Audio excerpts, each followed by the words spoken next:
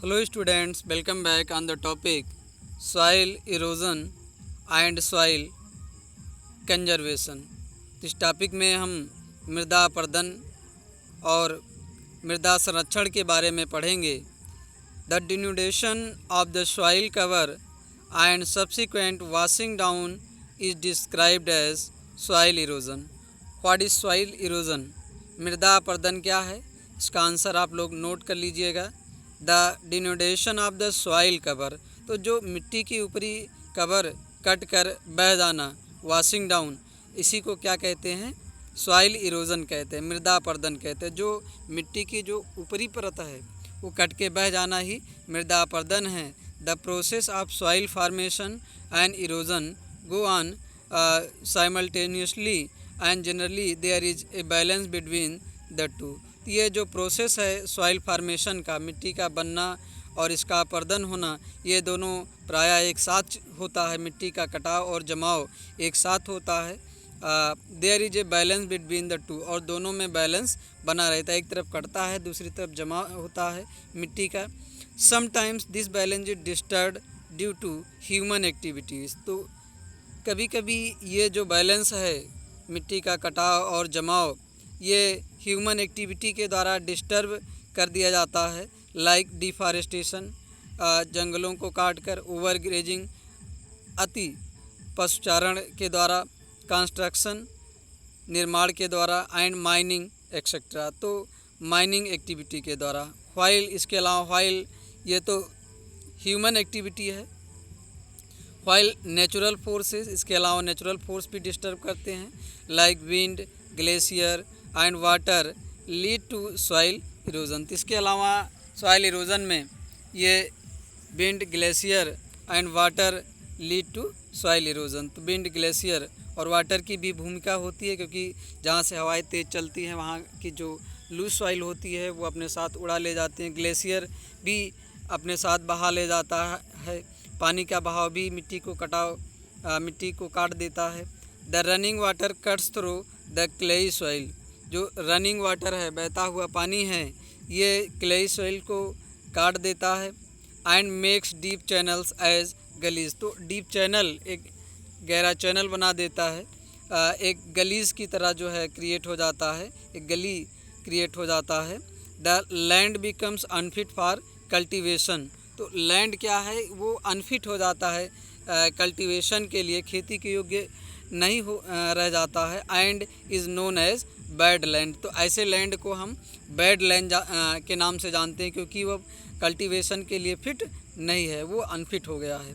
In the Chambal basin such lands are called ravines, तो Chambal basin में ऐसे लैंड को रिवाइंस बोलते हैं, इसको खड्डा बोलते हैं। Sometimes water flows as a sheet over large area, तो कभी कभी वाटर जो है ये सॉइल के सीट कवर के ऊपरी लेयर जो है बहा ले जाता है एरियाज डाउन ए स्लोप, तो स्लोप की तरफ। In such cases the top soil is washed away, तो इस तरह से कभी कभी जो टॉप लेयर होता है सॉइल का वो वास्ट अवे, वो कट के बह जाती है। This is known as sheet erosion, तो इसको सीट इरोजन कहते हैं। Wind blows loose soil off flat और sloping land known as wind erosion, तो ये विंड, जब हवाएं बहती हैं, तेज़ हवाएं बहती हैं, तो जो लूज सॉइल है उसको अपने साथ उड़ा ले जाती हैं, तो sloping land known as wind erosion. तो इस तरह से लैंड को स्लोपिंग कर देती हैं, तो उसको हम विंड इरोजन बोलते हैं। Soil erosion is also cause due to defective methods of farming, इसके अलावा जो मृदा अपरदन, ये डिफेक्टिव फार्मिंग की वजह से, गलत तरीके से खेती करने की वजह से भी सॉइल इरोजन होता है। प्लोइंग इन ए रॉन्ग वे, गलत तरह से जुताई करने से भी सॉइल इरोजन होता है। Up and down the slope from channels for the quick flow of water leading to soil erosions, अगर ऊपर से नीचे की तरफ जुताई हो जाती है तो उसमें एक चैनल्स बन जाते हैं, तो पानी का बहाव बहुत तेज़ी से होता है और मिट्टी कटती रहती है। इस तरह से water leading to soil erosion.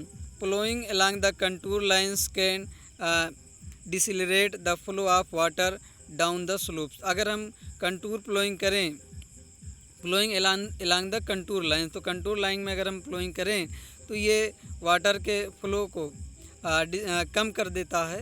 This is called contour flowing. तो इसको कंटूर फ्लोइंग कहते हैं, कंटूर जुताई कहते हैं। Steps can be cut out on the slopes making traces. तो स्टेप्स में लैंड को डिवाइड कर सकते हैं। Steps can be cut out on the slopes, slope पर आप स्टेप बना सकते हैं।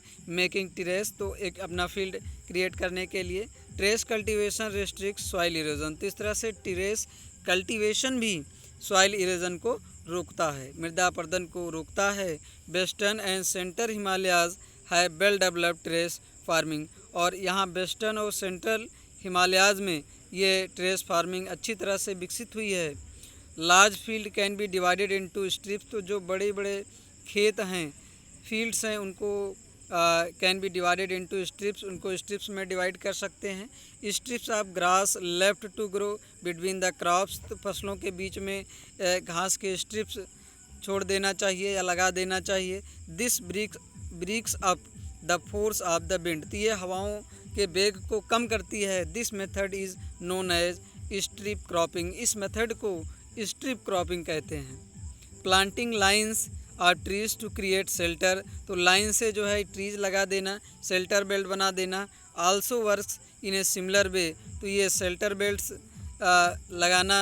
लगाने से भी ये हवाओं के वेग को कम करता है और सॉइल इरोजन को रोकता है। तो planting lines of trees to create shelter also works in a similar way.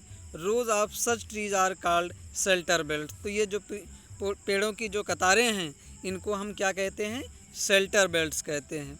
These shelter belts have contributed significantly to the stabilization of sand dunes। ये जो शेल्टर बेल्ट्स हैं, ये सैंड ड्यून्स को महत्वपूर्ण रूप से इनको रोकते हैं इरोजन होने से। These shelter belts have contributed significantly to stabilization of sand dunes। जो रेत का टीला होता है उसको उड़ने से रोकते हैं ये shelter belts. And in stabilising the desert in western India. Thank you.